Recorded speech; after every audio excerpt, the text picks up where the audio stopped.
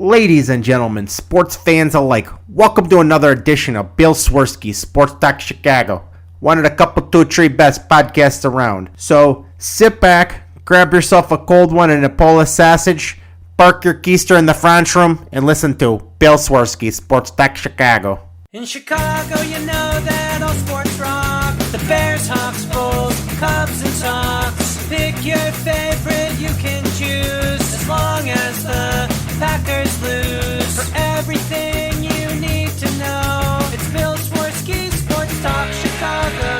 Bill Swerski Sports Talk Chicago. Hey everybody, welcome to another edition of Bill Swerski Sports Talk Chicago. This is your hosts, Alex and Sean. On this episode, we are going to be talking about the third and final preseason game of the Chicago Bears, a little baseball here and there.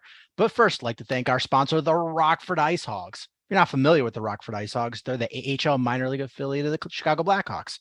What does that mean for you? You get to see the Stars of tomorrow at family-friendly, affordable prices. Sure, the season's not going on right now, but it will be starting in less than 2 months. So make sure you head on over to icehogs.com, get yourself a hat, shirt, jersey, sign up for season tickets and more. Tell them Swerski Sports sent you.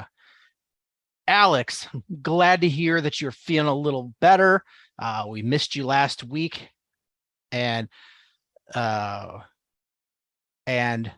had the total snafu.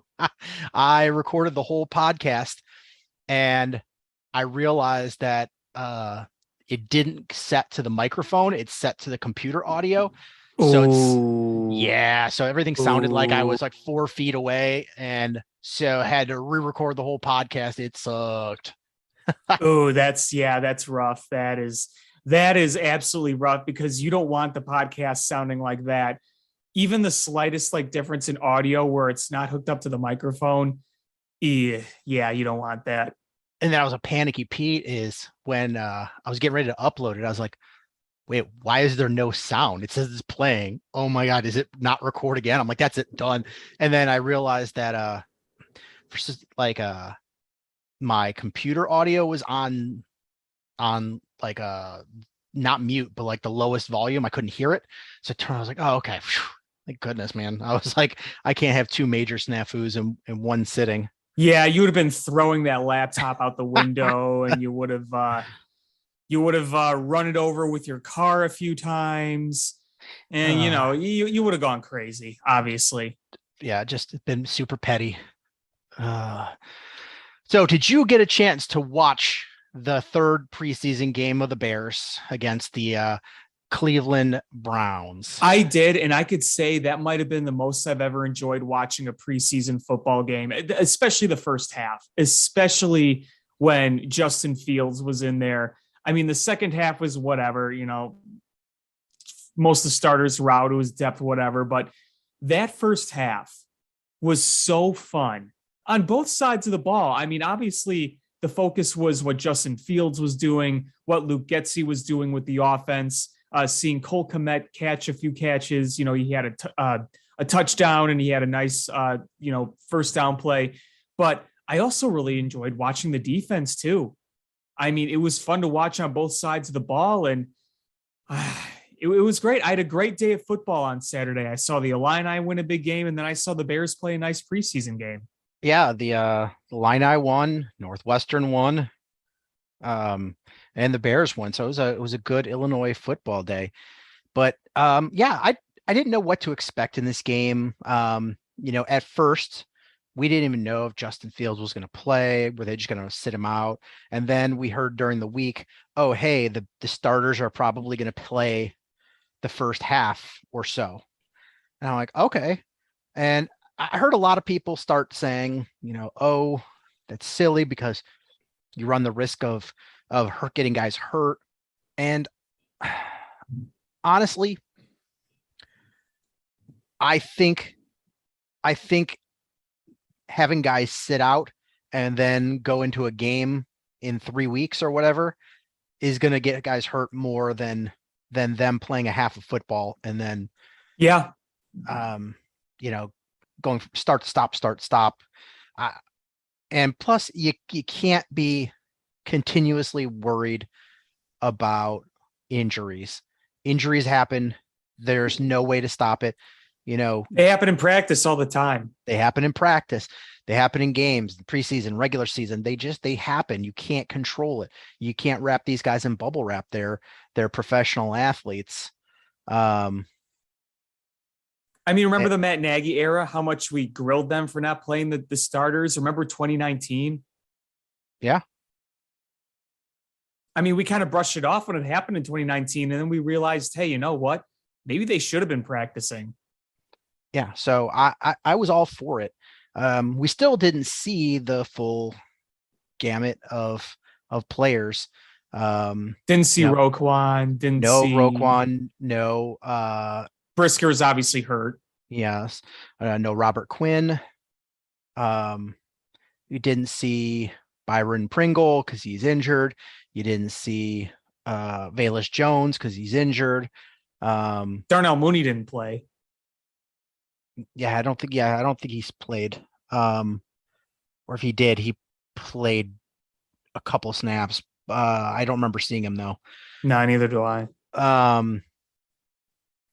So there was a lot of guys that you didn't see play, and so I'm gonna start this off by what I say every preseason game is don't get too high with the highs, don't get too lows with the lows on preseason, because people get too caught up on, well, this happened, we can extrapolate to here, or, well, we can't extrapolate because this was first team versus second team, or second team versus third team, or, what I'm excited about is we saw play calling that was to Justin Fields' strengths. Mm-hmm. Justin Fields looked like he understood the offense, had good command of it. Guys were open. He made the throws, and that was the most important part. Justin Fields is easily the most important player on this team, and for him to go out there and look as good as he did, even though you have crusty old Mike Martz and Ding Dong Louis Riddick and Dan Orlovsky and all these national people saying, oh, he's going to suck because the Bears suck. And you know what? I think Saturday sort of made all of them have to start considering eating their words. Well, it's one of those things where I just go out and say, let the results speak for themselves. And you look at what Justin Fields did on Saturday. There was more than just him making the throws. It was about how the whole offense functioned as a unit. If there's one thing that I am excited about this offense is I think Luke Getsy is a really smart coordinator. And I think you're going to see very structurally sound offense, even if the offense isn't even that great, because you don't lack a lot of, you don't have the personnel around Justin Fields that you would ideally have if you're trying to win a Super Bowl. But if you make things work, then you can build a functioning unit, and then you can build off that. If you know that Justin Fields can do the things that he can do, that he could read the offense, that he could command it, like you said, that you're able to play to his strengths, rolling out, doing some RPOs, then that's something great to build on. It is something that you need to establish this year. That is honestly priority number one, is establishing a rhythm with the offense and establishing how Justin Fields works with that offense and Luke Getsy and how it all comes together. What I loved seeing on Saturday with Justin Fields himself was not only was he making some nice throws rolling out, but you saw him make some nice throws dropping back too. Yep, absolutely. And here's the thing, the offense, we saw the first drive looked bad. And I'm like, shades of last year in Cleveland. Yep, I think everybody had the same thoughts of what happened in Cleveland last year. And I got a little nervous, but then every other drive looked really good. And I'm excited about this offense. But the thing is to remember is this is far from a finished product. Is the offensive line is while they're a lot better than they were, they're still learning to work with each other. I mean, Tevin Jenkins is going in what, 9 days into being a guard. Yeah. So the communication isn't there. Plus, you still don't have your starting center in there. So you have a lot of gelling to do. They're still having a little bit of struggle running the ball. That's going to improve. You're going to have better receivers in there once you have Byron Pringle and Velus Jones, Darnell Mooney out there. And I think, and then you're going to have more creative play calling and the full offense in there. I think this offense is going to be okay. And there's going to be growing pains, and we're going to hit speed bumps along the way. Mm-hmm. And I think most of the speed bumps are going to be Justin Fields having the time to throw the football. Oh yeah. I mean, there's going to be sequences where the opposing defense is all over him in the blink of an eye. Yeah, we see that. And, that first drive, a lot of it was communication issues. Mm-hmm. You saw Sam Mustipher miss a block, and he should have gone to the second level and gotten the linebacker, and that linebacker didn't get picked up and caused the running back to get tackled for a loss. That was on Sam Mustipher. And then there was another one where it was Larry Borum's guy, and I think he thought, and Tevin Jenkins helped him out because Tevin Jenkins' man dropped into coverage. So he was helping, and then he shoved him and let him go to do something else. And I think Borum thought he was going to keep the coverage or keep the block, and they kind of let him go. And that blew up the play. So there's just some communication issues, I think, that are going to get worked out. And I'm sure those are getting called upon in the film study of, hey, this is what happened here. But you saw a lot of that get cleaned up as the game went on.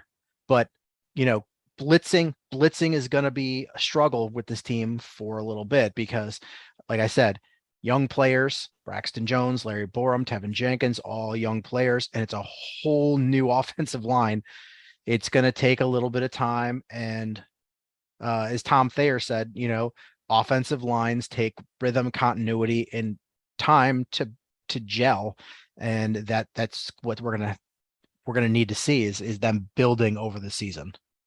Yeah. And what was really nice that I saw last night when you saw some of that collapsing, when you saw the blitz coming, is you saw them execute on a screenplay on one of those where they were able to get the ball and get positive yards. They executed very well on that type of play.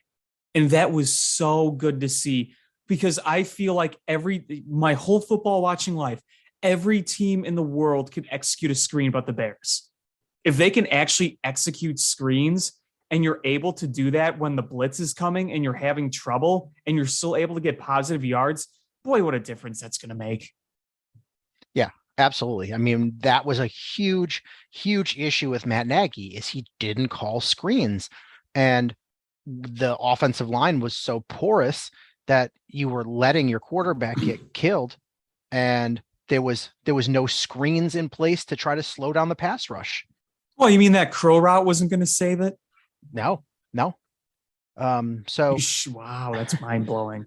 It was frustrating to watch, and we're already seeing the fact that Luke Getsy is calling screenplays and letting the league know, hey, we're going to beat you. We're going to beat you if you if you try to blitz or you're getting pass rush in, we're going to take advantage. And, that is going to slow the pass rush, period, is just the threat of it. Exactly.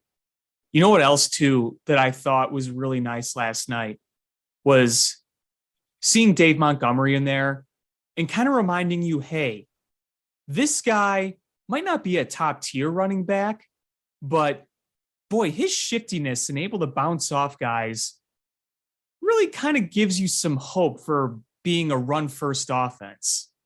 Absolutely. And I remember when I scouted him and coming out of college, and I actually had him in the mock draft, is I was like, this guy is going to be a pretty darn good running back in the next level. He does not go down at first contact. He just doesn't.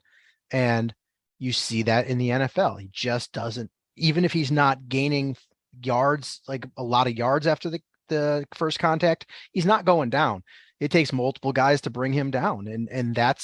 And once you give him a little bit of lane, he doesn't have home run speed, but he's got a nice burst. Like you saw it on that big run he had that, some running backs would have just taken that corner and taken it home, and he knew he couldn't do that. So he just initiated contact, hoping to get a few more yards. But he's shifty, he's elusive, he's got good vision, and he's tough to bring down. And that's a pretty darn good running back. I think he was a good pickup. Yeah, and I think you need him to be healthy all 17 games too. I mean, that's just crucial. You could say things about Khalil Herbert, who, I like as a certain down back, but, Monty's clearly your number one guy and the one you're giving to the football more than anyone else on the ground. And, just important for this offense. And I think that him getting the playing time that he did was perfect. You didn't try to do too much with him in a preseason game, but you did enough where you're kind of like, hey, this is what he can do. Remember that. Look at him, slide and shift a little bit and look at how he bounces off. It was just nice to see again. Very aesthetically pleasing to the eye, the football watching eye. I hope that going into this season and throughout this season that we can keep all our backs healthy. Because we know what Ryan Poles' philosophy is, beating you in the trenches, and you need your running backs to do that. And I think that they got a pretty nice core here. Yeah, I like the running back group they have, but if Montgomery gets hurt, I like it a whole lot less. Yes, he stays healthy, any of the other ones can go down with an injury, and I'm still fine. They're all good complementary backs. I think you need David Montgomery to be pretty healthy most of the season, if not all the season. Exactly. I mean, you can't rely on Khalil Herbert being your number one. He's a good complementary guy, like you said, but no disrespect to him. He's just he's not the swifty, shifty guy that's going to be a number one running back for you. He's more of a guy that's going to power forward. Yeah, I mean, we saw some nice things from him when Montgomery was hurt those couple games last year with the knee issue, but I just there's 0% chance that everybody being healthy, he's going to beat out David Montgomery. Right. And that's not a knock. Just I think David Montgomery is a pretty darn good back in this league. Another thing that I was happy about, the Bears didn't get killed in penalties. The penalties this whole preseason is a huge shift from the Matt Nagy era. This is honestly, I think, my biggest takeaway from this preseason is how disciplined they've played. Do you remember the game against the Seahawks? The Seahawks were getting flagged left and right, and the Bears weren't. Yeah, I think the Bears only had other than if you take away that awful pass interference, I think they had 2 penalties for 10 yards. Yeah. Cleveland sure as hell had a lot more than the Bears when it mattered. I think they had double the number of penalties. Yeah. I mean, this whole preseason, even the first game against the Chiefs, I don't think the Chiefs committed a lot of penalties, but the Bears didn't either. I mean, all 3 games consistently. And that is what gives me some hope with this coaching staff is disciplined football, smart football. Right. Is the Bears don't have a big, it's the NFL. Anybody can win any Sunday. It doesn't matter what team you are. We saw with a pretty darn good Colts team last year, just needed to beat the Jacksonville Jaguars to make the playoffs, and they couldn't do it. So, I mean, any given Sunday, but the Bears don't have a huge margin of error to be able to win games. No, they don't. I think their defense, like their front seven, is okay. And I think the safeties are good, but they're so thin at cornerback.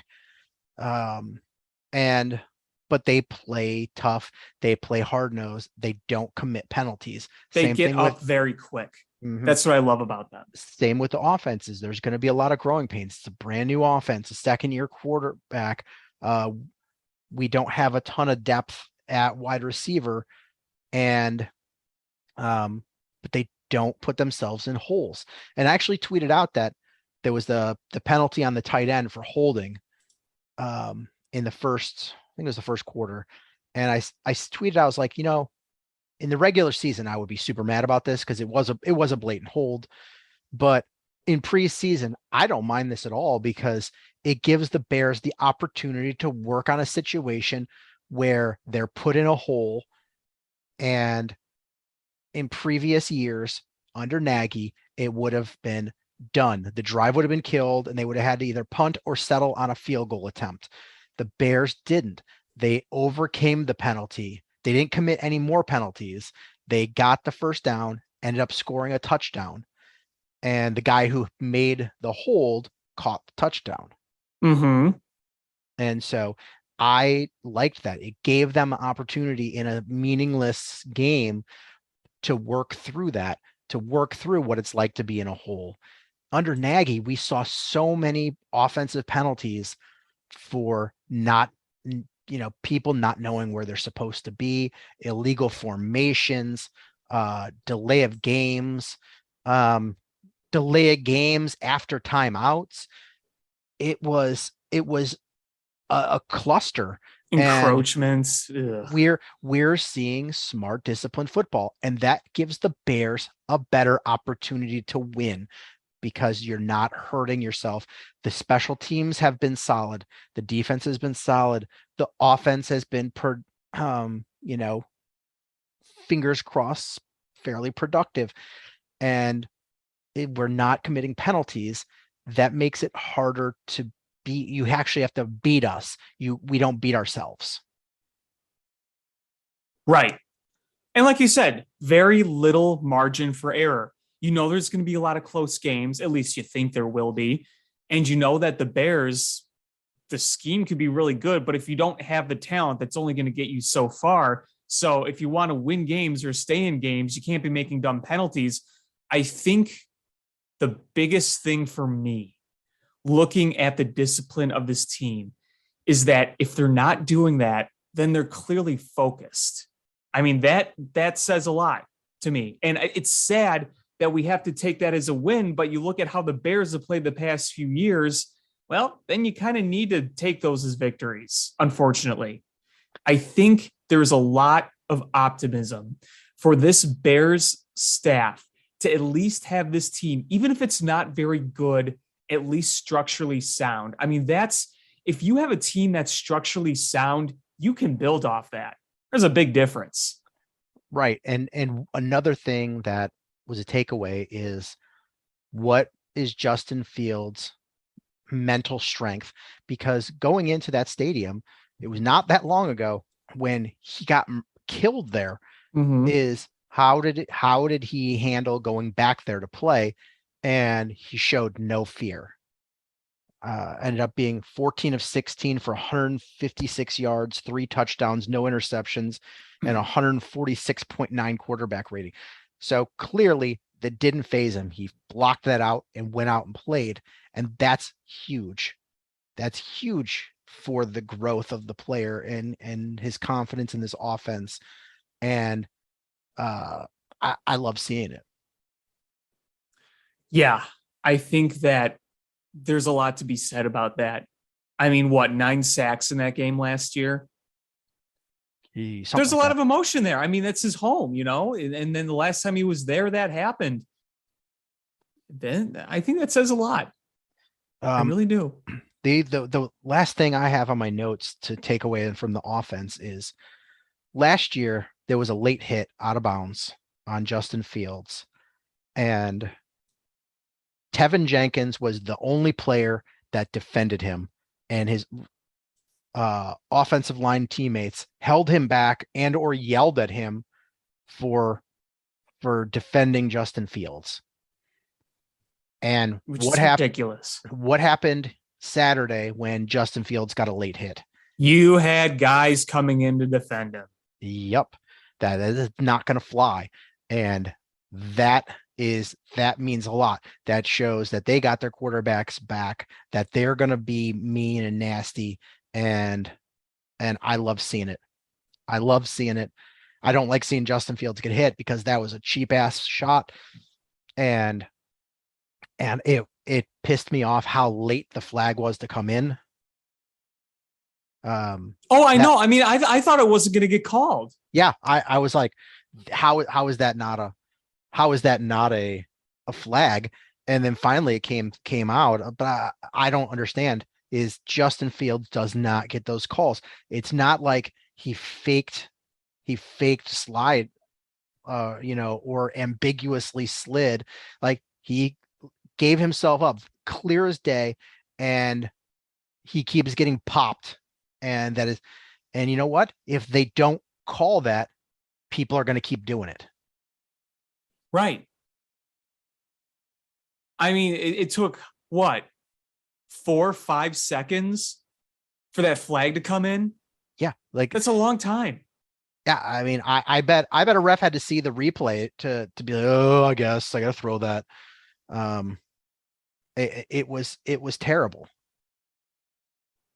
Yeah. I mean, I didn't even see the flag come in. I just heard the announcer say, oh, well, now the flag comes in, and then you see the flag on the score bug, but like I didn't actually see it get thrown.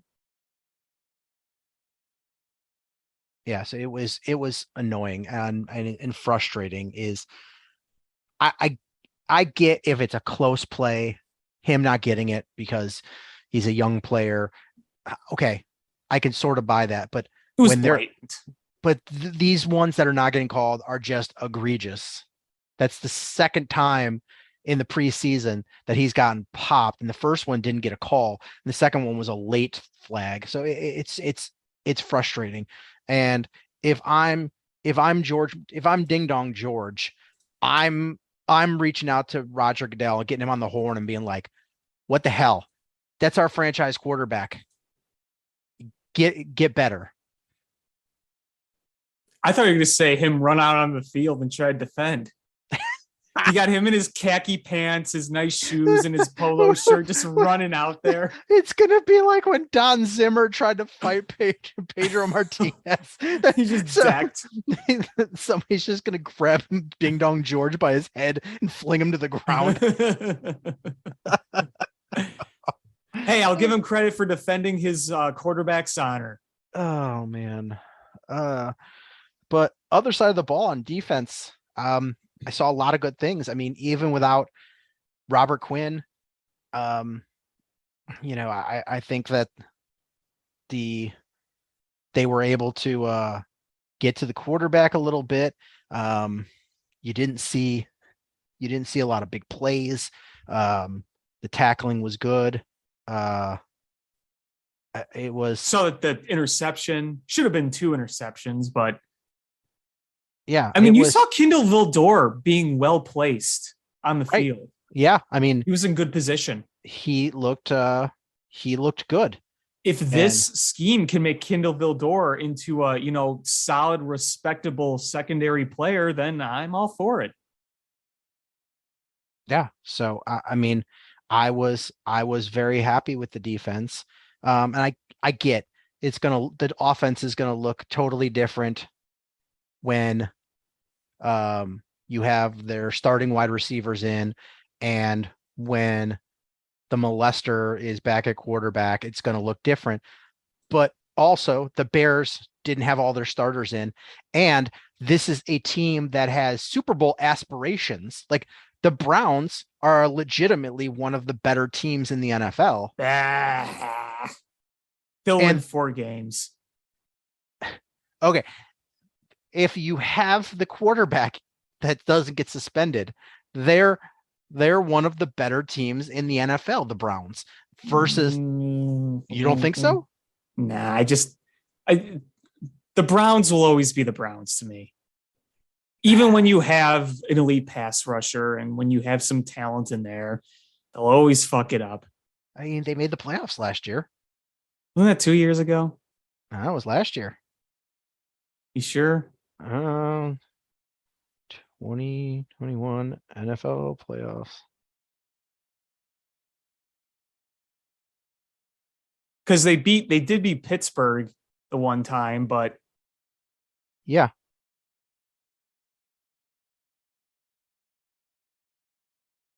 Oh, wait, what is this? Hold on. I thought that was 2020. They made the playoffs. So they beat Pittsburgh and then they lost to the Chiefs.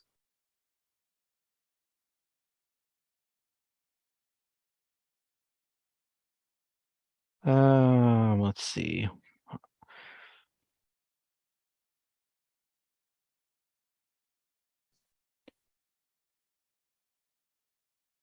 You're right. It was 2 years ago. Mm-hmm. And it's just, no disrespect to Jacoby Brissett. I just have a trouble thinking that he's going to lead you to enough wins to be in a playoff hunt.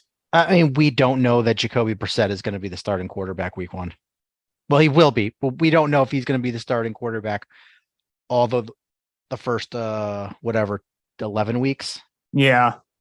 Because Jimmy Garoppolo is going to get released Tuesday. Could you imagine the Browns in one season? They get Deshaun Watson and Jimmy Garoppolo, and they still end up being the Browns. That would be funny. Yeah, because I mean, I have to imagine that the 49ers are going to roll with Trey Lance. I mean, haven't they made that? Haven't they declared that? Or they have declared that, and yeah. they've been trying to trade Jimmy Garoppolo. But here's the thing: is if he's on the roster on Tuesday, they got to pay him, right? And teams, it's a lot of money, isn't it? Yes, it's like $26 million. Yeah, it's a chunk of change. So I mean, and it's clear that I think they thought that they got close enough that somebody would be desperate and trade for him, even if it wasn't very much capital. They would be better than nothing. But the Seahawks are just like, nah, we're gonna roll with garbage. Is Drew Lock going to be their quarterback or Geno Smith? I read Geno Smith. Oh my gosh. Yeah. I mean, I didn't realize until this year that Geno Smith was even still in the league. And Jacoby Brissett looks 400 years old. Did you see him when he took his helmet off? Yeah. And I like Jacoby Brissett, but Jacoby Brissett, in my opinion, is like the ideal, like spot start, backup type of guy. He's just rolling for over half a season. I don't know. I wouldn't want to rely on that. I mean, on paper, the Browns should be good. They've got good wide receivers. They've got a good offensive line. They've got a good defensive line. But they're the Browns. Then they decided to trade their starting or get rid of their starting quarterback and sign a guy that they knew was going to be suspended for most of, if not the whole season. Because they're the Browns. And I don't want to get too deep into this, but why in the world is it a bigger penalty to bet $1,500 on the NFL, but then it is to sexually assault, molest women? Gee, I wish I had an answer for that. Like, defies logic. It defies all logic. And then Roger Goodell is just like, gambling is a long-standing no-no in the league. Shouldn't not assaulting women be a longer standing rule? How many NFL, how many outlets is the NFL partnered with? I mean, look how big football gambling is, DraftKings and all that stuff. you have Drew Brees and NFL faces doing commercials for betting outlets. If gambling's such a no-no, don't take their money. Don't associate with them. Oh, gambling. We don't like gambling. As he reaches behind and gets his wad of cash from DraftKings, as the DraftKings hands it to him. He's holding behind his back 2 like cartoon bags of money that have the dollar sign on it. It says gambling on it. And I don't know exactly, I haven't really looked into it. I don't know exactly how it works with, NFL gambling and partnerships or whatever, but like, come on, when one of the all-time faces of the NFL is Drew Brees and you're doing gambling commercials, come on. Yeah, come on. It's silly. But all right, but on paper, the Browns, regardless of applying them being the Browns to it, on paper, they're a really good football team. And the Bears, the same media that are anointing them are also saying the Bears are historically a bad team. So, being able to play with them gives a lot of credence to this season being much better than a lot of people are expecting. At this point, I just want to see the Bears play decently just to quiet some of that stuff. Because look, I completely empathize with those who aren't high on the Bears' playoff chances. I'm not either, but I mean, you have people out there saying they're only going to win 3-4 games. It's like, dude, we might not be good, but how come you're not putting that energy towards like the Seahawks? Have you seen how bad that team looks, like that we just talked about? They're bad. They're bad. And it's good for them too. They could tank this year, then get their quarterback. Yeah. But I mean, look at it. Is last year you had a rookie quarterback, a bad offensive scheme, a bad offensive line, an undisciplined team, and a harder schedule. And what did you win last year? 7 games, 6 games? 6 games. 6 games. Should have won 7 or 8, honestly. You blew that game against the Ravens. You remember that one. Yeah. So you're saying that with an offensive line that looks like it's going to be better. I'm still not saying it's where it needs to be, but it looks like it's going to be better. The better offensive system, a more disciplined team, and that same quarterback now having a better offensive system and a year under his belt is going to win, and an easier schedule is going to win half as many games. That just doesn't make sense to me. If you tell me the Bears are going to draft 12th, okay, sure. I'm not going to argue with you. That's probably fair. Like I keep saying this is when I'm arguing against what people are saying. This is not a spectrum or it's a spectrum. It's not, oh, hey, if I say they're not going to be the worst team in the league, I think they're going to win the Super Bowl. There's a whole wide range in between there, and they're going to be somewhere in there. They're probably going to win 6 to 8 games. And I think that's fair.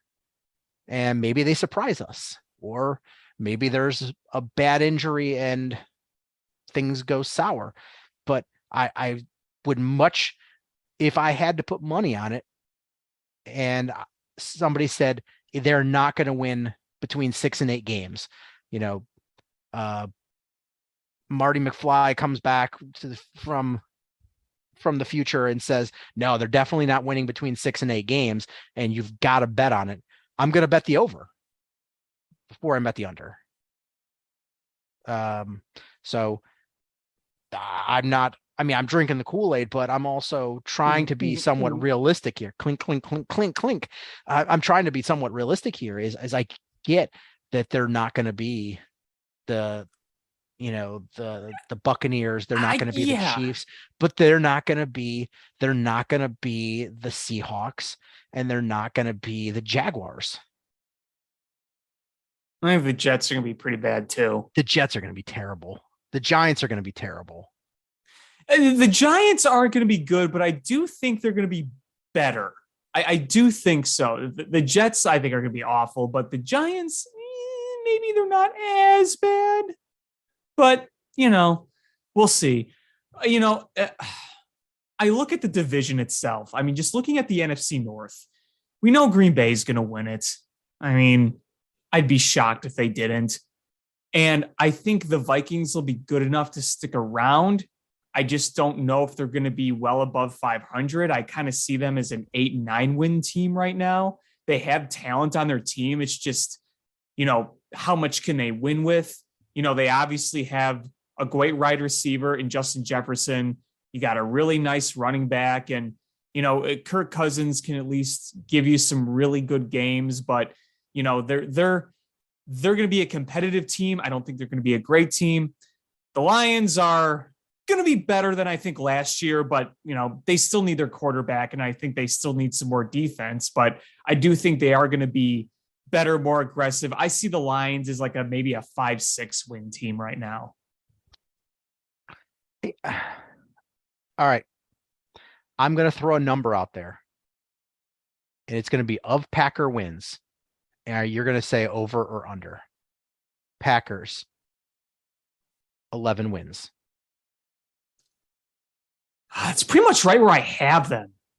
I have them at like 11 wins. 11-6? Yeah. I think that's fair. So I think they are going to be a couple games worse. I could even see them going 10-7, to be honest with you. If they don't get the wide receiver situation fixed. But I see them probably 11 win team. The Vikings probably an 8 or 9 win team. The Bears a 6 to 8 win team, and the Lions probably a 5 or 6 win team. Yeah, I think that's reasonable. Yeah, this is not going to be the terrible division this year. No, and I think what I would like to see, I'm not counting on it. I'm really not. But just win one game against Green Bay. Oh, I know. Just win one. Pull a. You're not. I don't think you're quite as bad as you were in this season. But if you could pull a 2015 Thanksgiving like upset on them, that would be really, really nice. The NFC South. Does anybody outside of Tampa Bay have a chance at a winning record? Falcons are going to be dookie. Panthers are going to be dookie. Yeah. I mean, didn't Sam Darnold get hurt too? He did, but he lost. They said he lost the battle anyway. Like Baker Mayfield's going to be their starting quarterback. Which is, that makes sense. So I keep forgetting he's part of that now. I don't think the Saints are going to be good. I don't think they're going to be terrible either.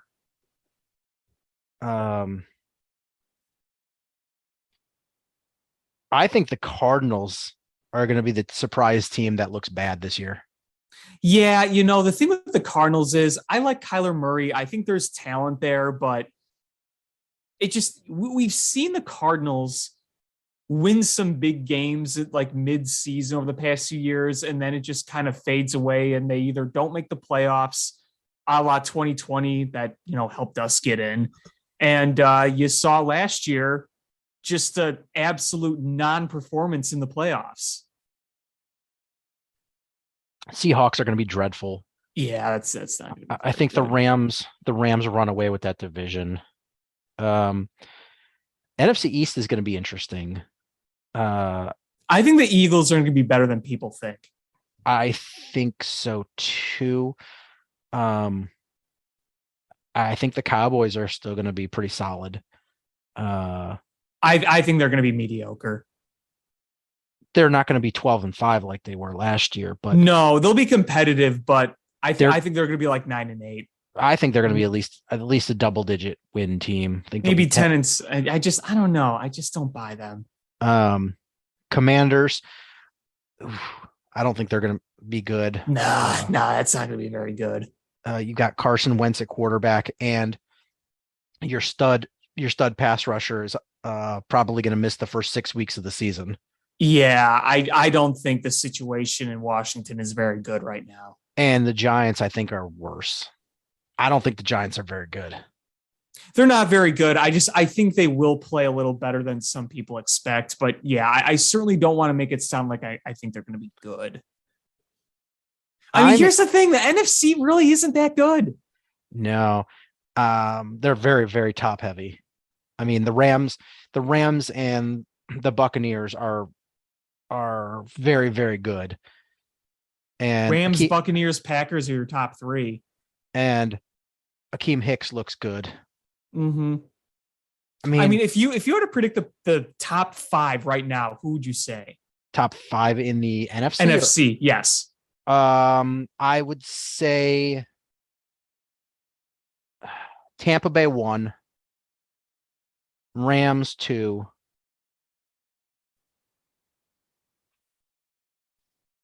Packers 3, Eagles 4, Cowboys 5. I would probably go Rams 1 just for the sake of them being the defending champs. I don't think they're necessarily going to be the best team in the NFC this year, but I think the champs get the benefit of the doubt. 2, I'm going to go Green Bay. 3, I'm going to go Tampa Bay. Here's my thing with Tampa Bay. I can't help but wonder. I know we say this every year and it never actually happens, but I don't know. I have that feeling that Tom Brady's age is going to start to show, especially after retiring and missing some of camp. I'm not saying he's going to be bad, but I could see him taking a step back this year. I don't know. He played Saturday and looked real good. I know. Every time I doubt Tom Brady, he does.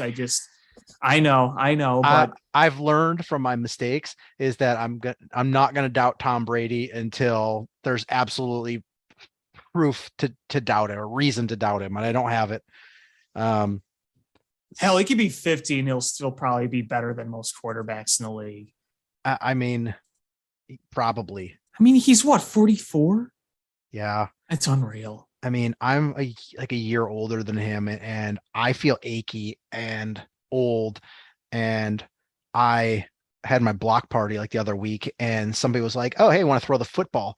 And I went to throw the football, and I thought my shoulder popped out of the socket. And I was like, I am more impressed by Tom Brady now because just age catches up with you, His work ethic is unreal. I mean, it really is. I mean, anybody that can not eat strawberries for 25 years because they cause inflammation in your body and he can't have that during the season is an Iron Man. Yeah. I'll say. Like if somebody that's tasted a strawberry and said, I'm going to not eat those, and they're not human. It's hard. I love strawberry. I love strawberries. I love strawberry flavored soda. Have you ever had strawberry flavored soda? I have. Strawberry jelly is forever the king of jellies. I just picture you after a bad Bears loss, sobbing and just eating a thing of strawberry jelly. No, I'm just sitting there like Bubba Gump and talking about all the things you can make out of strawberry. Strawberry jelly, strawberry ice cream, strawberry pie, strawberry gumbo, strawberry shortcake, strawberry soda, strawberry lemonade. Oh man. Strawberry sandwiches, strawberry milkshakes. Oh, that's a good one. That's a good one. But yeah, I mean, so, but we'll see with Tom Brady. I mean, I keep telling myself, stop doubting him. He'll always prove you wrong. But I'm going to say Tampa Bay 3, 4. I'm conflicted on this one. I want to say the 49ers, but Trey Lance has a lot to prove, I think. Yeah, I mean, there was enough negative publicity whispers about him last year because I think they'd hoped that he would win out last year, and he didn't. And he looked good in the preseason. I don't know if I can totally trust him to say that the 49ers are going to be that good. Right. I think with me, it's less about Trey Lance and more just the 49ers system. I mean, look what they did last year with Jimmy Garoppolo as your quarterback. You got within a few minutes of the Super Bowl. Also, they've already got some injuries on the table. They do. They're going to start off the season 0-1. Oh boy, here we go. Clink, clink, clink, clink, clink. Clink, clink, clink, clink, clink, clink, clink. But then Here, 5, wait. I'm Here's the sound that I'm making with the Kool-Aid stirring it. Clink, clink, clink, clink, clink, clink. oh Clink, no. clink, clink, clink, clink, clink, clink, clink, clink, clink. We have reached peak Kool-Aid. You can't go any more than that. You just can't. I'm drinking so much strawberry Kool-Aid that I look like the Joker. Oh God. Uh, Strawberry Kool-Aid is now the official Kool-Aid of Swerski Sports.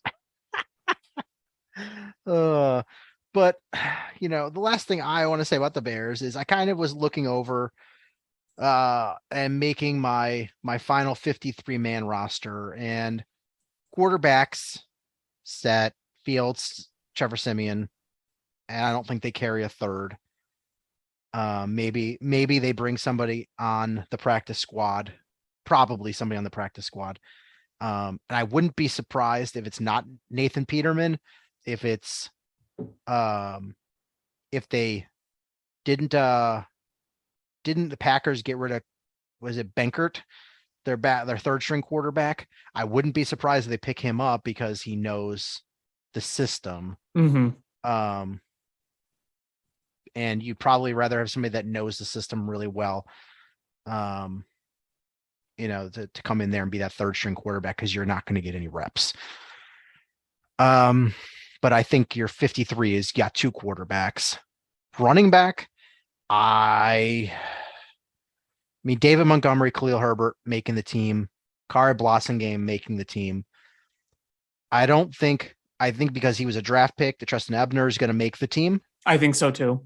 And I have them carrying another running back. I have Darrington Evans that makes it because he got a lot of carries in there over Ebner, and he's a veteran. I think they probably trust him more in blocking, picking up blitzes, because that's a big thing for backup running backs is how they pick up the blitz. And Ebner didn't do so well against Seattle with that.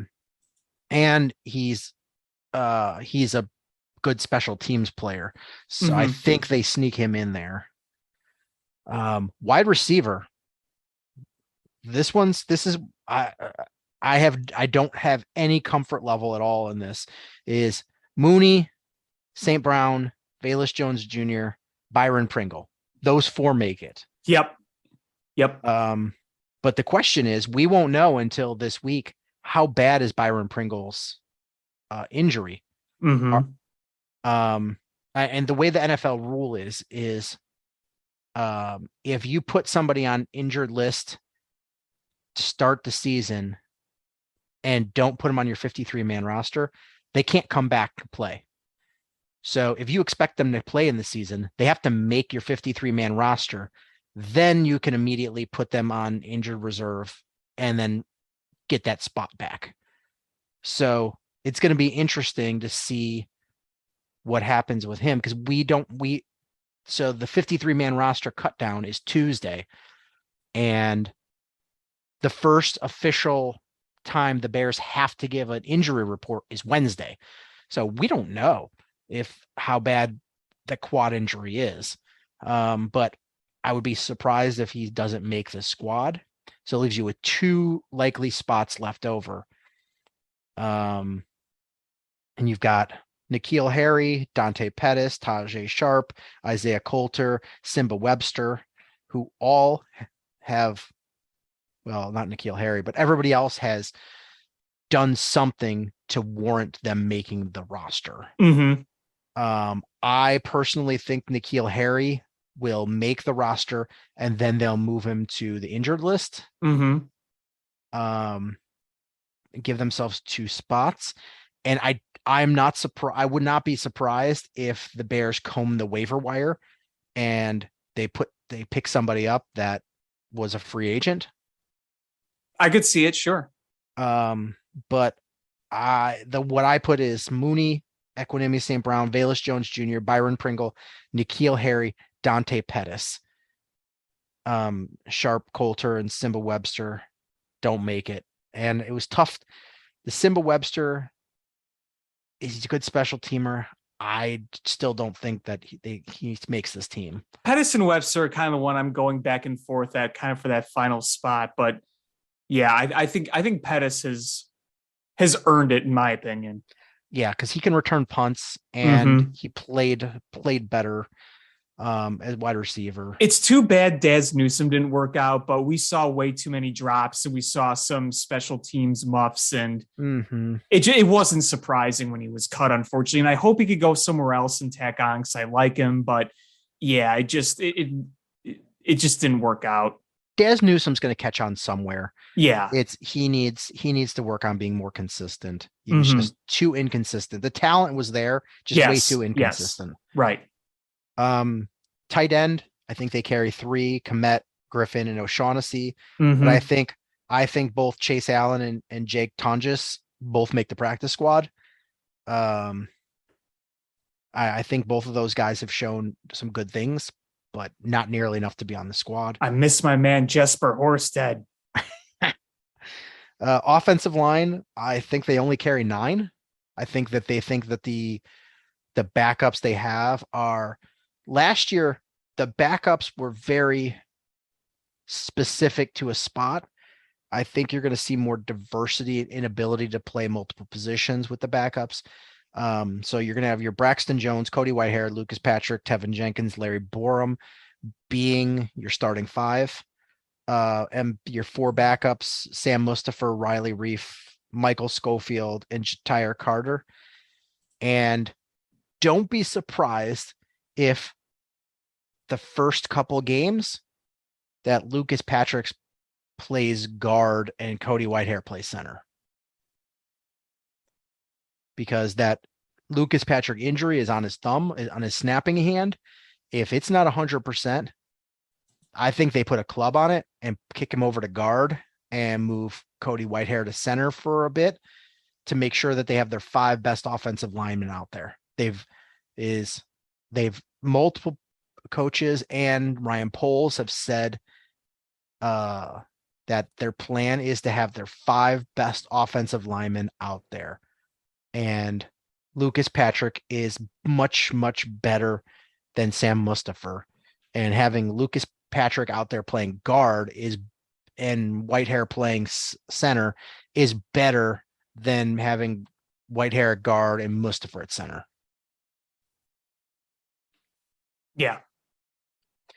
But I fully expect them to pursue wide receivers that get cut. And there's some serious names that are rumored to be on the bubble.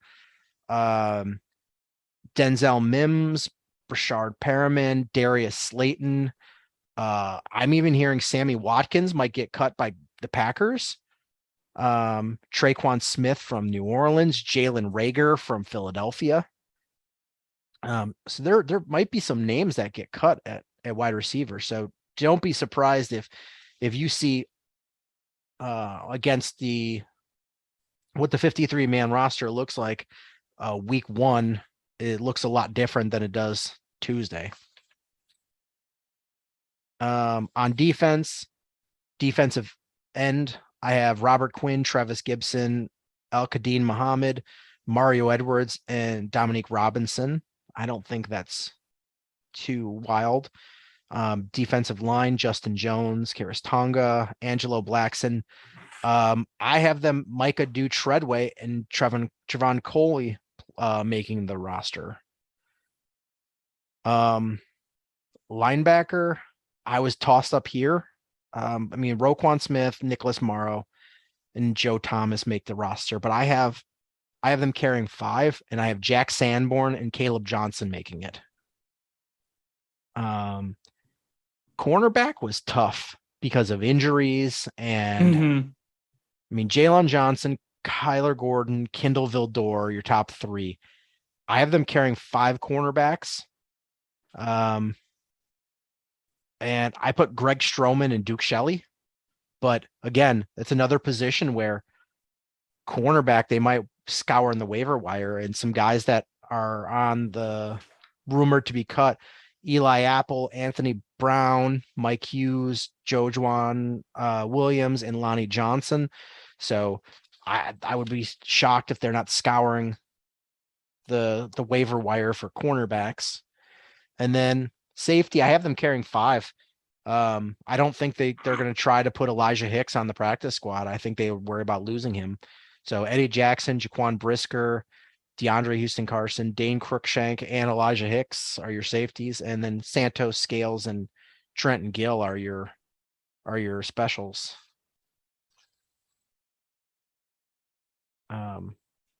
So it'll be interesting to see.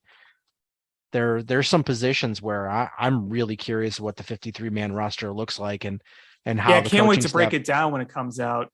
Yeah, absolutely. I mean, the linebacker is going to be interesting. The defensive line, how they view the offensive line. I wouldn't be surprised, to be honest with you, if they're scouring the waiver wire for offensive linemen to upgrade over Michael Schofield. They clearly are not a fan of him. I wouldn't be surprised. So it's going to be exciting. Football is here, and we are like 2 weeks away from the first game of the season. Hard to believe, man. Really is. Should we talk a little baseball? Why don't we?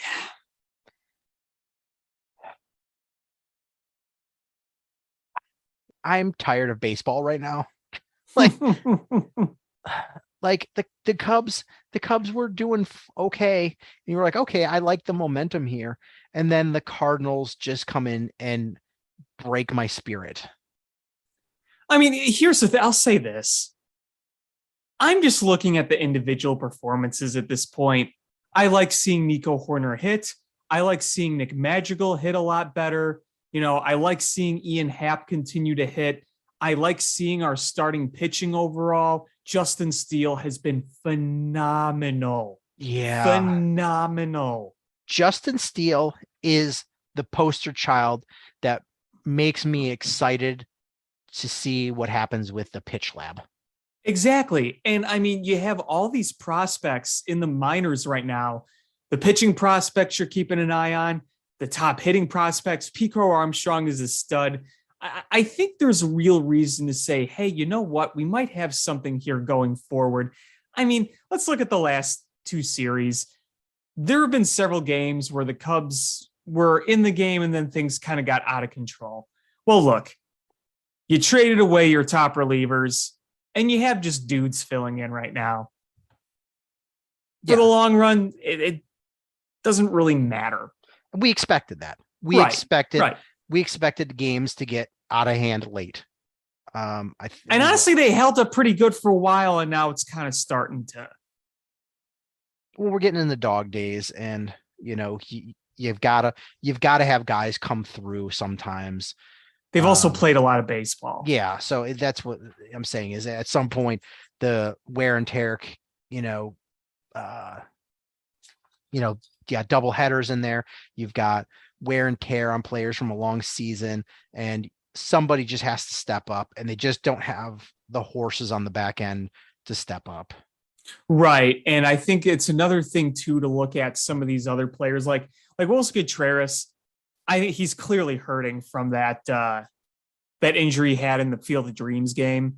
He's not 100%. If you put him on the 10-day DL, I wouldn't really be opposed to that, frankly. Just you could tell. But I think Seiya Suzuki, after a pretty lengthy stretch of awfulness, has been swinging better lately. Even when he's not making the best contact, he'll either find a hole. And when he's making good contact, sometimes he flies out or sometimes he lines out, but sometimes he gets a hit. But you're seeing more confidence, I think, in him. And he was going to go through an adjustment period anyway. So you hope he could just keep building off of that. So like I said, for me, it's all about the individual performances. And overall, since the All-Star break, they've overall played much, much better. as a whole. And look, the Cardinals are a really good team. They are. And one thing I saw, I think it was The Athletic, and they were saying that, the Cubs right now are playing to entice free agents for next season, for the off season, proving that they're not a bottom feeder team. And while I agree that's probably true from the front office standpoint, players aren't playing that way. Players are playing tough the whole time, but from a front office perspective, yeah, sure, because it's a lot harder to, lure a free agent there if they expect to be playing on a bottom feeder team versus a winning team.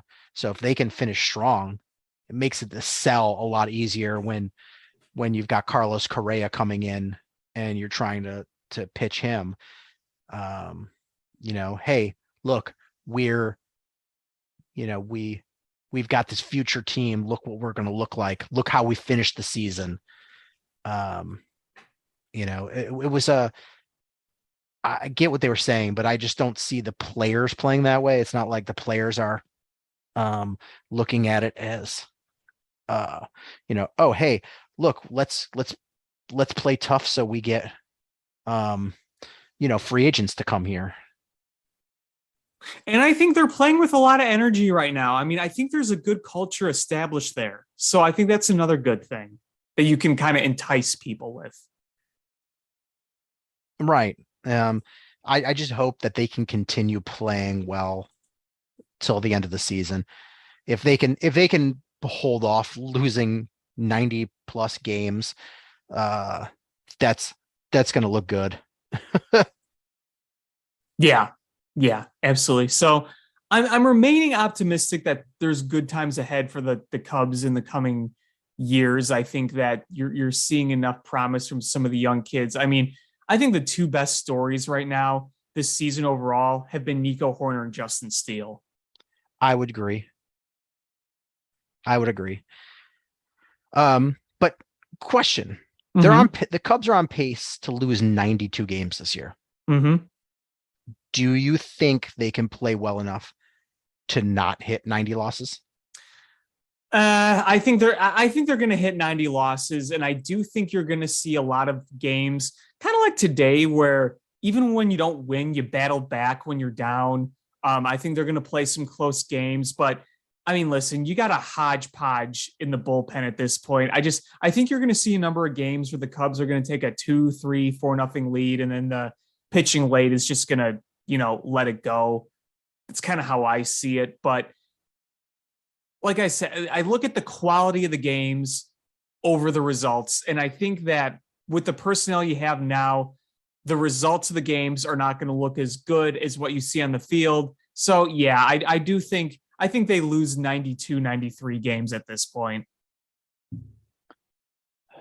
It's a bummer. It would be nice if they could hold it to 88, 89 losses, especially since they were on pace at one point to lose like 100 games. Sure. I think that would be a big victory. Oh, absolutely. I would agree. But yeah, this was just a tough week. Especially it started off that stupid Cardinals series that Smiley gave you an amazing start and you couldn't eke out a win. Oh, I know, the 1-0 loss on the Pujols home run. That's the one game that you want back. Like if you could have won that game, you would have won 3 out of 5. The 2 blowout losses, man, it happens. But yeah, that was the one frustrating game because you won 2 pretty nice games. You won a game 2-0 where you shut them down, and you won another game where the offense did a lot and they were able to, keep to it. And that, that was obviously fun to watch. The other 2 losses were blowouts. So, again, that's going to happen. And the one blowout was unfortunately during the Pat Foley broadcast, who was awesome, by the way. Yeah, calling the game. That was awesome to hear. I'm so glad he got the opportunity to do that. Me too. It made me say, you know what? Invite him back anytime. If Boog needs to do something, some international or some national broadcasts, whatever, you need someone to come in, Ring up Pat Foley. I'd love to see him call a game again. Yeah, it was cool to see, and I'm glad he got to do it. And let him fill in for Pat when Pat needs some days off. Pat for Pat. Pat for Pat. Pat for Pat. I'm worried, man. I'm worried that Pat Hughes is going to announce he's going to retire soon.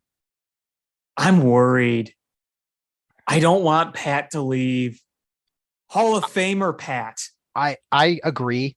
I have nothing bad about the TV broadcasters, but I really like Pat and Ron. I love Pat so much. And I like Coomer is good with Pat, but if Coomer is the one that has to carry that broadcast, it's going to go down pretty quick. Yeah, like Coom Dog is so great with Pat Hughes. The chemistry they have is great. And you know what? They took a few years to build that chemistry, but they eventually did it, and they did it very well. But without Pat, it's not the same. Yeah, it's tough. So I'm hoping I'm hoping that's correct, that we don't see him retire anytime soon, because it would be a tough transition. Because I mean, he's not old, but he's getting up there. And he does take time off, which is he does never a good sign. I wonder if we're gonna maybe he doesn't fully retire, but there might be that day where he's like, I'm not going to go to the West Coast or the East Coast. I'm going to do all the home games and the road games within division. Pull the hawk. Yeah. Well, didn't Harry Carey do that too, where he just did home games towards the end? He did some weird schedule. I mean, I guess everybody they last long enough starts to do that, because traveling's tough. Traveling is it's one thing if it's NFL, because it's once a week, right? And it's a much easier schedule. Traveling for baseball is real tough, and you get double headers, and that's a long day of calling baseball. So I get it. I really get it.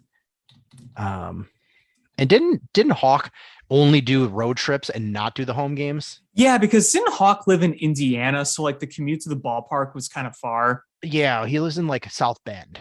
Right. So it was like, that's like an hour and a half. God, man, doing that every day. Wow. Yeah. So I hope beyond hope there that that's the case. Unless they brought in Pat. Yeah. Yeah, right. Yeah, but it's tough. It's tough to develop a good rapport with somebody. It takes some time. Yeah, it's not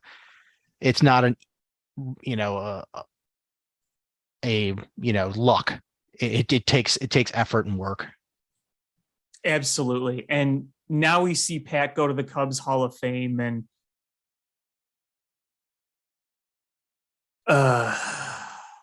I love the fact that he was put into the Hall of Fame on air. It just made me feel so many good things. Yeah, and the way they did it, he got to read the card, and it was cool. It was a cool moment. And now that you say that, it makes me start to think like maybe is towards the end of his run.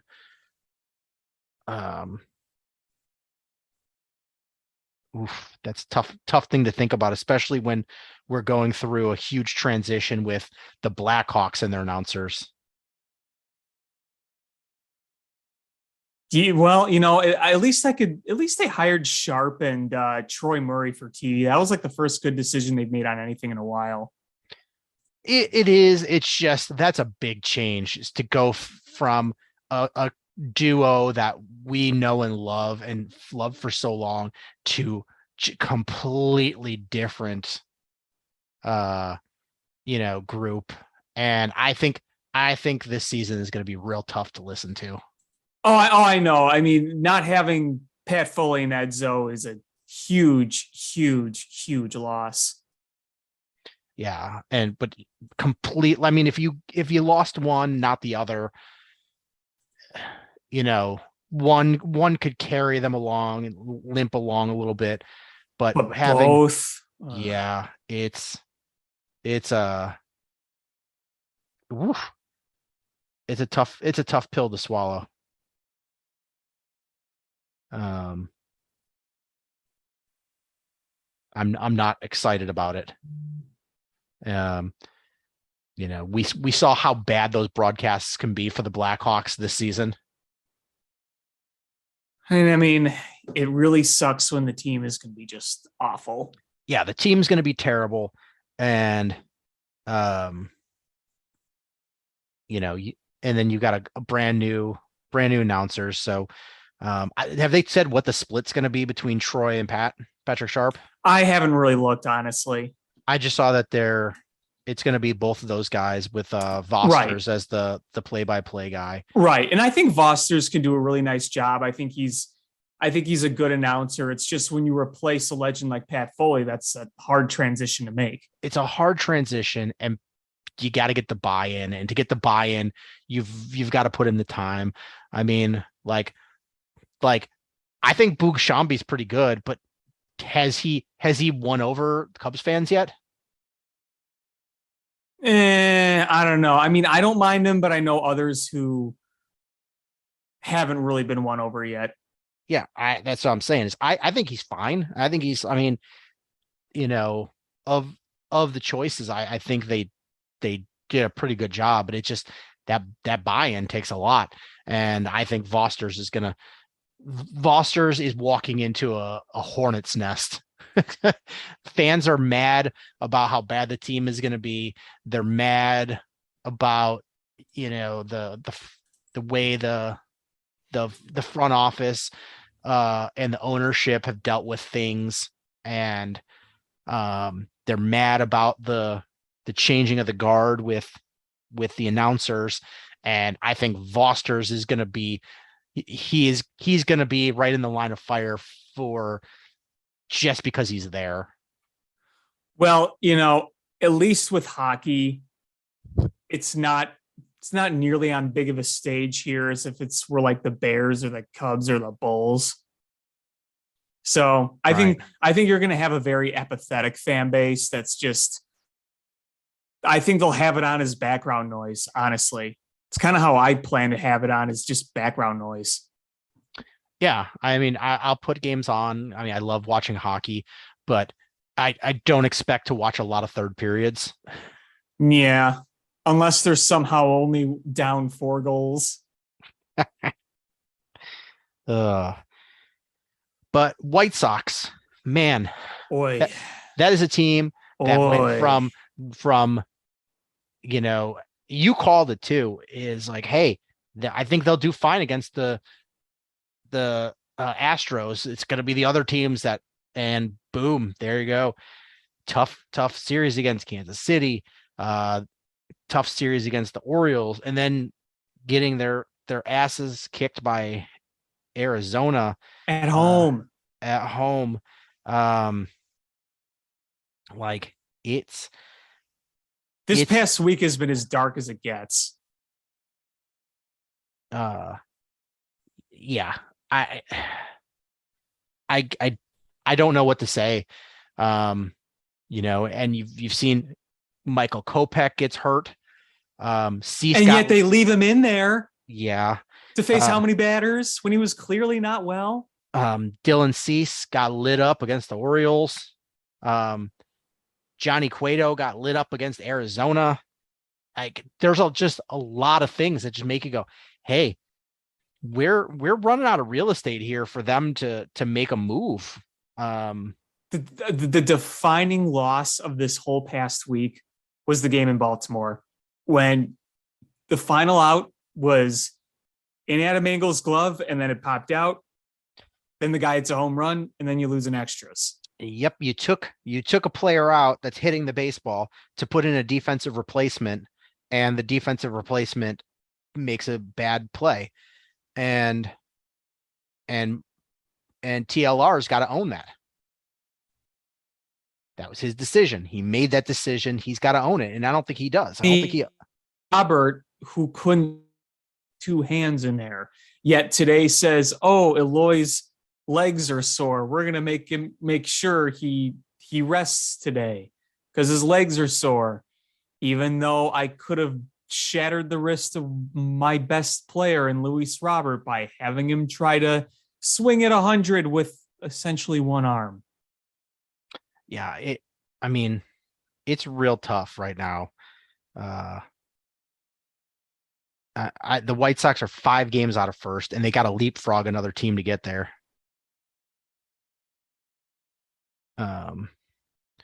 You have a month left, and this division is going to keep you in it. But right now, I think even the most optimistic White Sox fans have had enough. And I don't blame them. I don't blame them. Look, things can happen in September. We've seen weird things happen in September, but right now you got to call it as it is. And now you're 2 games below 500 on August 28th. And you have a few more weeks to try to get back in this and maybe pull out a playoff spot. So the Guardians are on pace to win 86 games.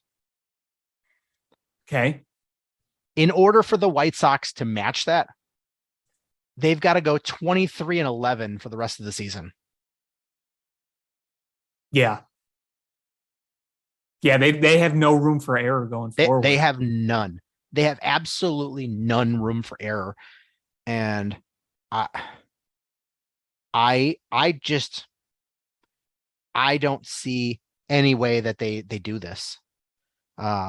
You would need to get hot, and you would also need the Twins and the Guardians to lose a bunch of games. And it could happen, but you need a lot to go right for you going forward. And I feel like so much air listen, this team's been up and down all year. They've consistently been around 500. You've had weeks where they look completely defeated and heads down, long faces. Then you've had them go on some winning streaks. The first 2 games of that Astro series, I thought that was it. Like, this is finally it. That's the turning point.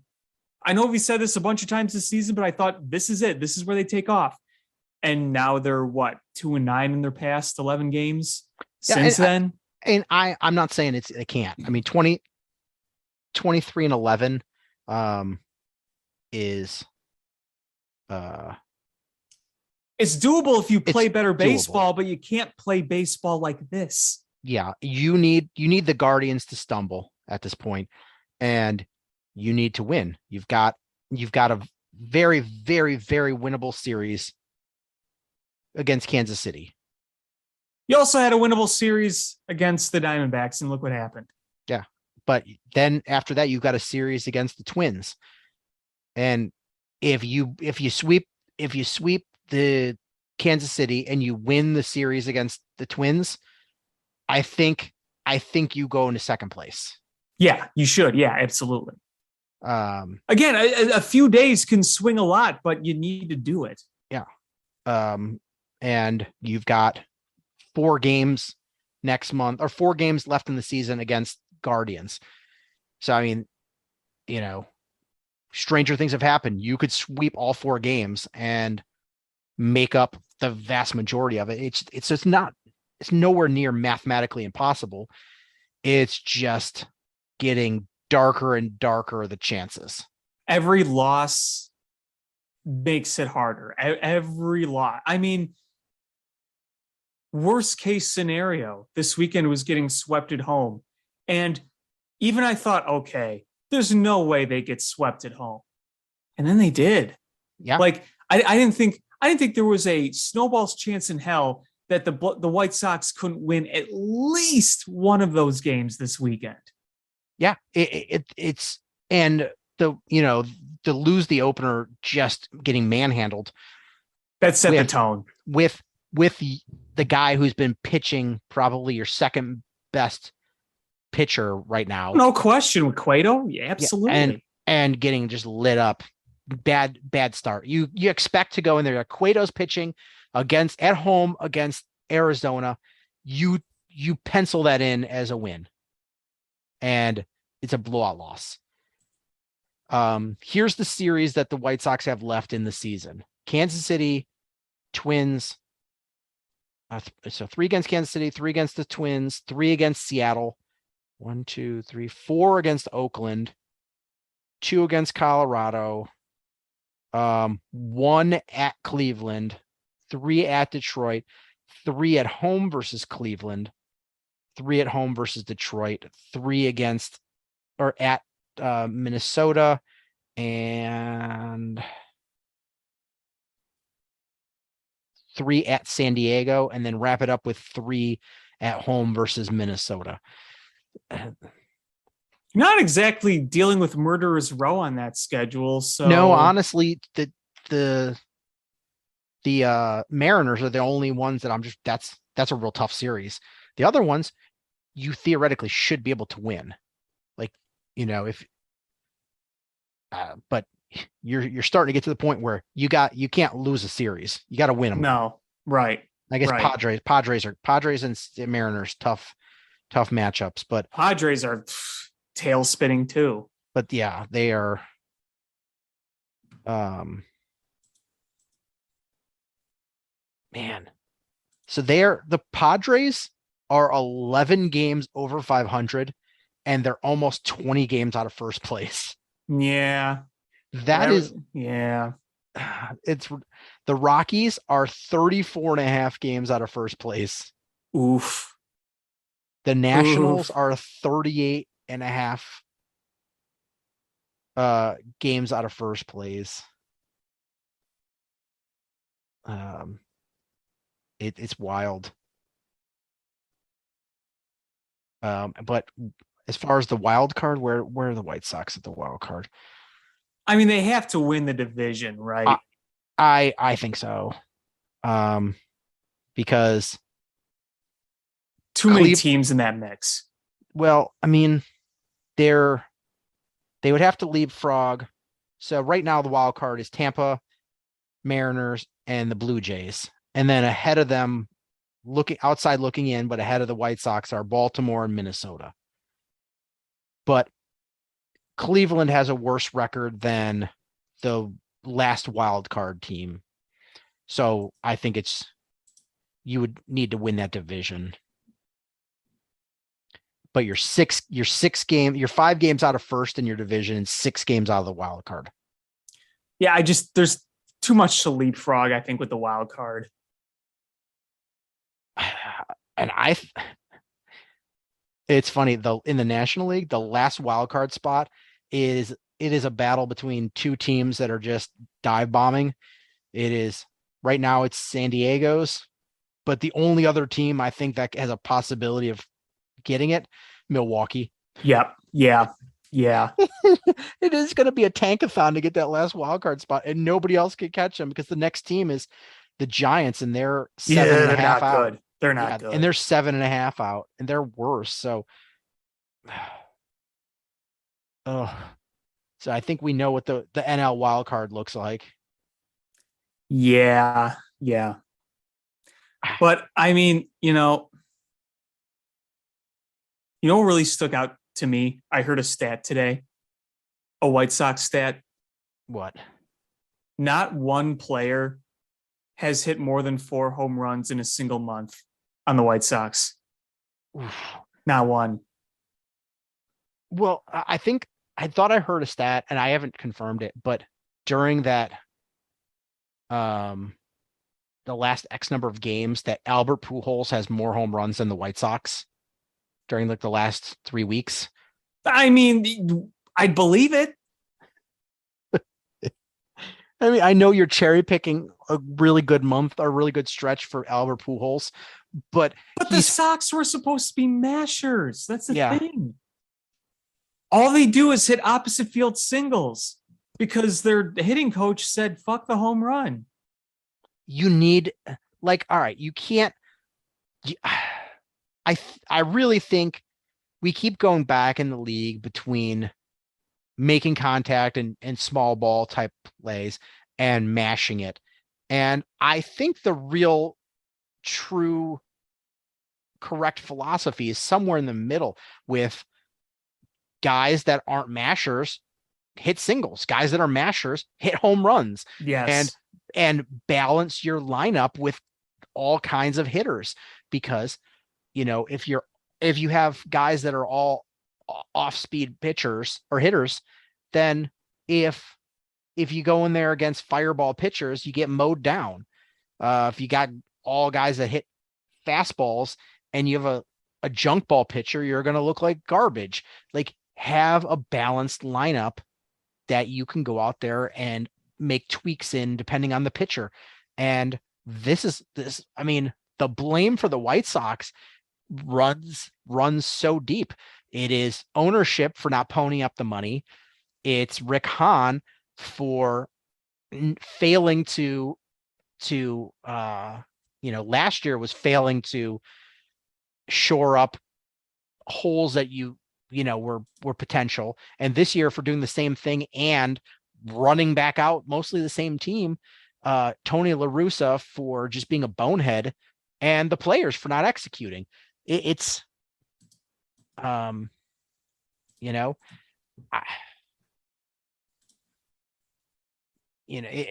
you were the White Sox and, would have been nice to pony up the money and sign a Kyle Schwarber. Can you imagine having a 40 home run left-handed power hitter in this lineup? Hell, give him a Jock Peterson even.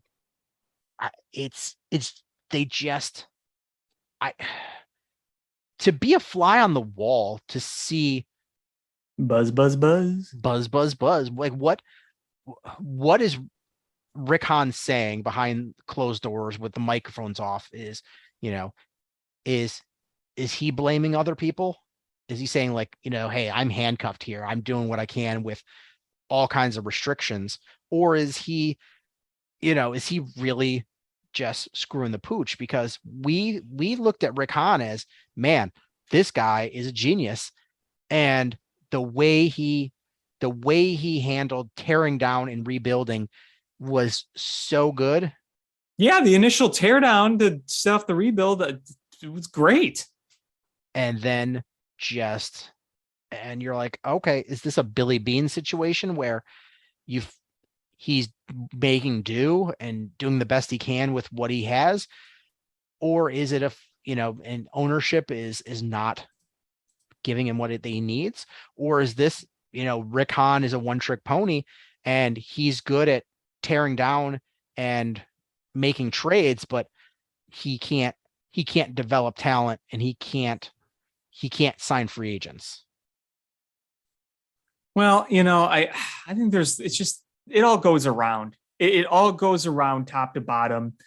He found Johnny Cueto, which ended up being very good. Dallas Keuchel was a complete bust of a signing. But let me Johnny Cueto, was that luck or skill? They brought Johnny Cueto in just to have a body in there. Yeah. So I think they were like, hey, this is a guy that had a pedigree, and I think you can sell Jerry on, hey, look at this guy. Like, he likes guys that he's heard of before. And you're like, can we have a couple $1 million to sign Johnny Cueto? He's like, I heard of Johnny Cueto. Okay. And he turned out that he found that extra gear. Or did he see something in him that it was like, hey, listen, I think he's got something left. I don't know. Truthfully, I think they just needed somebody. Yeah. And he turned out as better than anyone could have expected. I was sure wrong. When I saw they're like, oh God, he's gonna throw like 5-6 games, he's gonna be DFA'd. But no, he's been much better than that. It's a flawed roster to begin with. Absolutely. It's frustrating because we thought there was still enough talent on this roster to carry them easily to the playoffs in that awful division. And frankly, I think they did too. And that was a mistake. They just assumed that running back, basically the same team this year, oh, we'll win that division. No problem. We'll figure it out from there. Well, you dug yourself a hole and you have 1 month to get out of it. Yep. And you can't make any meaningful moves for the postseason because even if you get some guys, they won't be eligible for the postseason past the trade deadline. So it's is what it is, and you're dealing with issues that you didn't fix earlier, and it's called comeuppance. And I guess we all are talking, can the White Sox make the playoffs? But maybe the question should be is, in the long run, is it better if they don't make the playoffs? Because if they squeak into the playoffs, do you think they have a snowball's chance in hell of winning a World Series? While I try to stick by the philosophy, anything can happen, I think their chances would be pretty low. I know baseball is a little bit of somebody catches fire, but the you way, can't play like this all season and expect to win one. The way the playoffs have been the last several years is those top teams throw out those aces every single night. Yep. And it's real tough to score runs. And I don't see a path for the White Sox to win a World Series, even if they make it in. And I was buying high on them going into the season, and it's a bummer for me to say, but I mean, like, look at the teams that are they, just look at Yankees and Houston. I mean, I don't see them winning a series against them. But then you've got Seattle and Tampa and Toronto. Those are heavy hitters. They are. And you're struggling to beat Baltimore. Baltimore is way Baltimore was a laughing stock. They're actually a pretty darn good team this year. They're exciting. And they're going to be a team to reckon with in a couple of years, because they're 7 games above 500. And if you look at the top 50 minor leaguers, the Orioles have like 4 in the top 50. And they're coming soon. They're going to have money to spend in free agency. That team is going to be, I'm here for it. After that team just got, the poop kicked out of them for years, I'm here for the Orioles to come back and win that division. I mean, I would love the Orioles to have a bright future and do things. I really, really have always liked Baltimore, and I want to see them succeed. I mean, how sucky is that you're 7 games over 500 and you're in 4th place in your division and 10 and a half games out of first place? Yeah, that's tough. I bet they're wishing they were in the AL Central. Oh, I know. They would be a half game out of first. Mm-hmm. And guaranteed they would beat the Guardians. Guaranteed that they would win that division.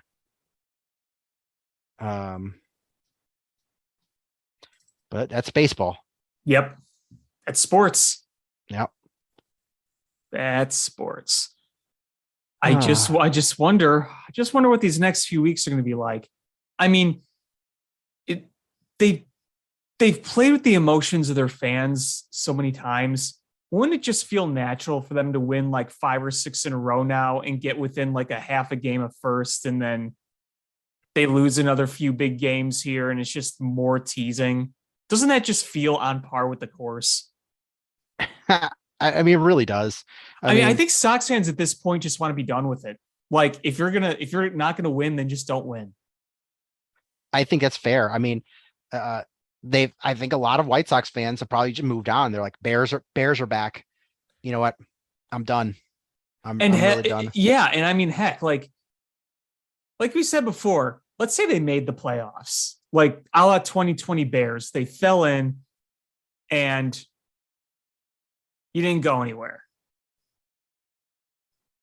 That would just give justification for Jerry and Rick to say, hey, we made the playoffs. We were injured, but we still made the playoffs. Next year, we'll just be healthier. And here's the thing is fans are not stupid. They have sell the team signs, for goodness sakes. Yeah, that was, funny as a fan, but that's brutal, man. Behind home plate, sell the team. And I bet Jerry doesn't even know. I bet I will put $50 down that Jerry does not know that sign was there. Yeah, I don't know. I bet Jerry and Tony don't know. Rick Hahn 100% knows. Oh, he knows. He knows. And he probably made the sign. You see him with a giant like marker, just helping scratch in the other fans, making the sign, going incognito with like sunglasses and a hat and a fake mustache. Yep. Not even a good one. It's like one of those ones you get from like the Halloween store that has just like glue and felt. And he keeps tapping his stash to keep it on his face. The sweat is making it fall, and it's like half sticking off and half sticking on, and he's pursing his lips to try to keep it on. No, I'm not Rick Hahn. I'm Hick Ron. Yeehaw.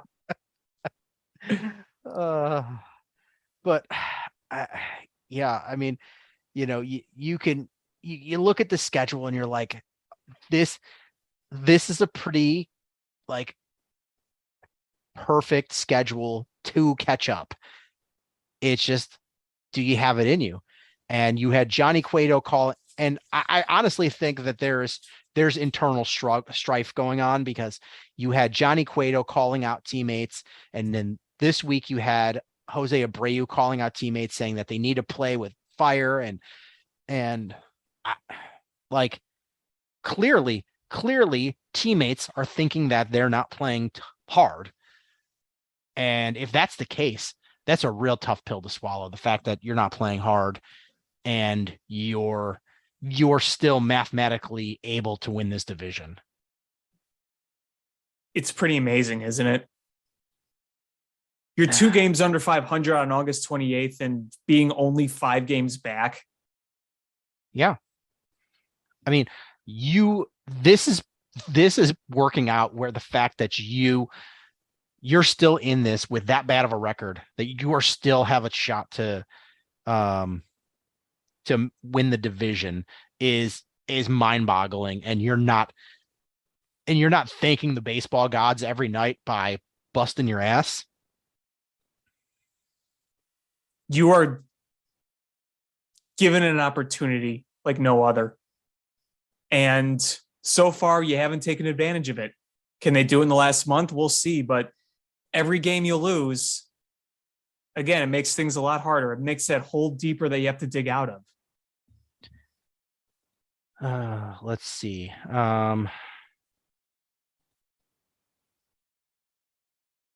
So the probability, the mathematical probabilities have the White Sox,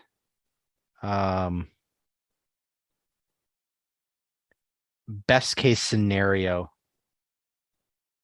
86 and 76.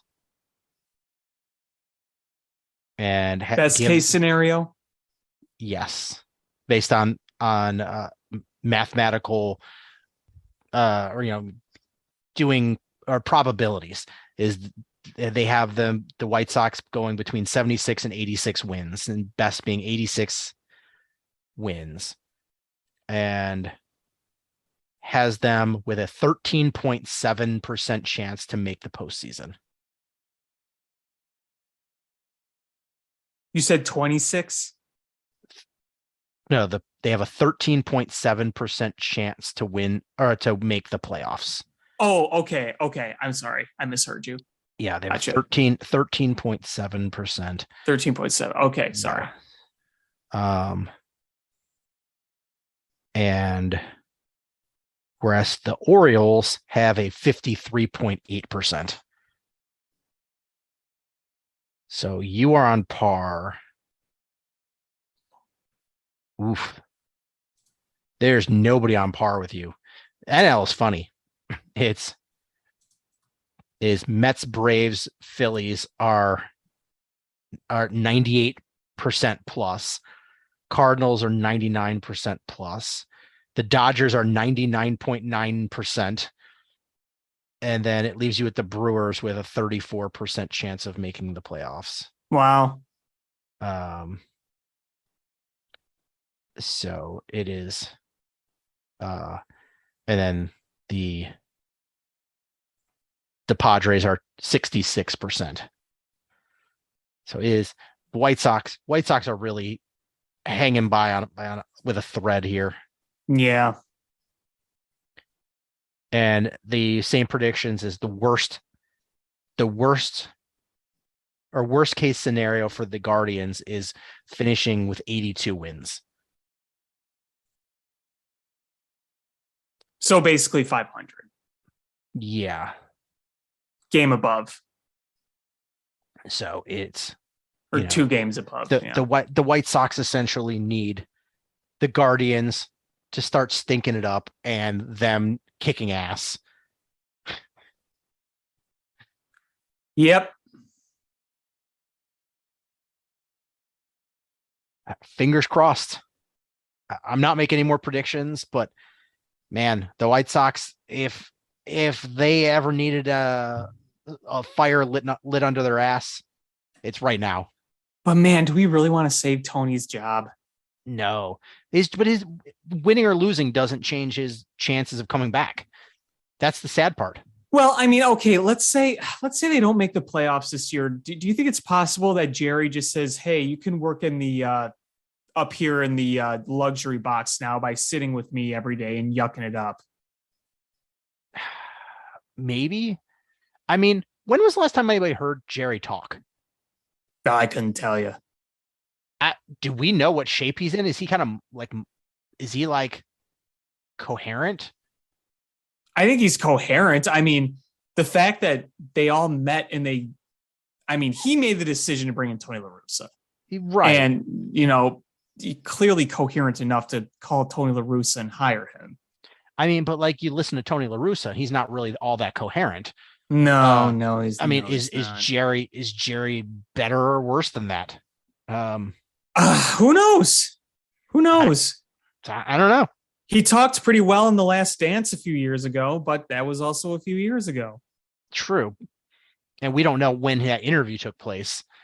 I guess it's 2019. But we know when the show came out, but yeah, so I'm guessing maybe 2019, but we're coming towards the latter half of 2022. So, I mean, a lot can change in 3 years with somebody his age. The guy is what, 87? He's old.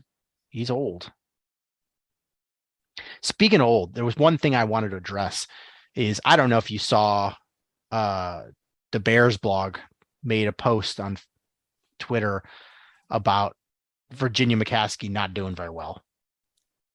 Yeah, haven't they been saying that for months now? Well, I mean, somebody said it that she wasn't doing well, and then somebody posted that she did have a scare and that she had turned a corner. Gotcha. But I mean, the way he basically wrote a eulogy almost. Right. I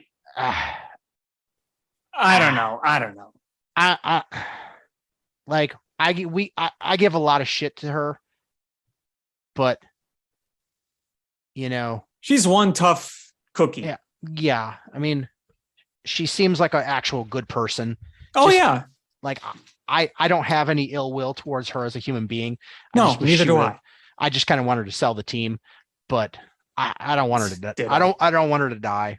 No. It's one of those things that people say enough. I mean, eventually they're going to be right because we all know what the eventual outcome is going to be, whether that's tomorrow or 5 years from now. Right. It's going to be the same.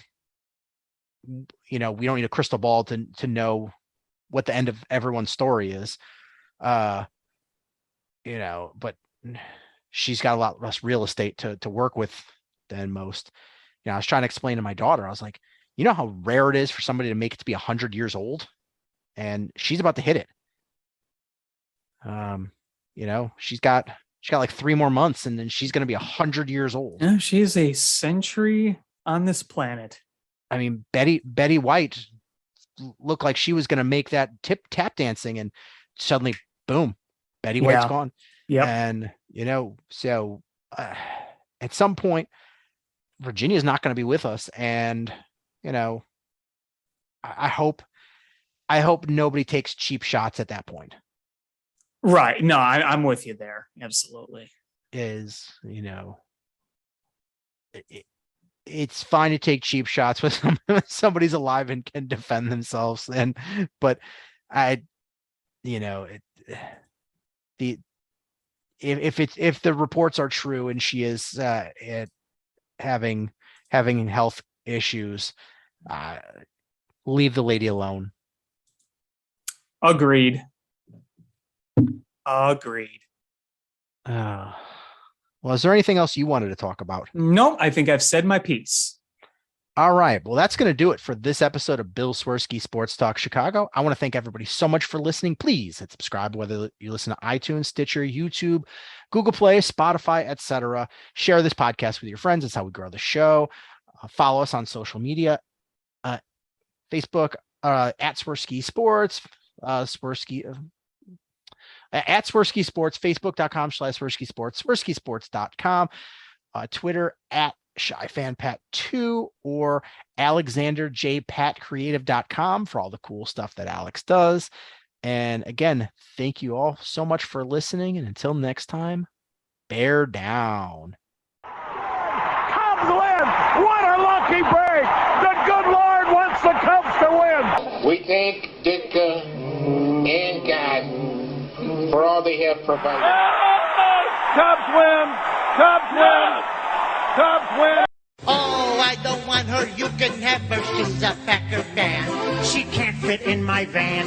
And she looks like number New Yorkers. Smoking crack is not legal on planes. Bears 31 to -7. The Bears. Oh, when the Bears go bearing down.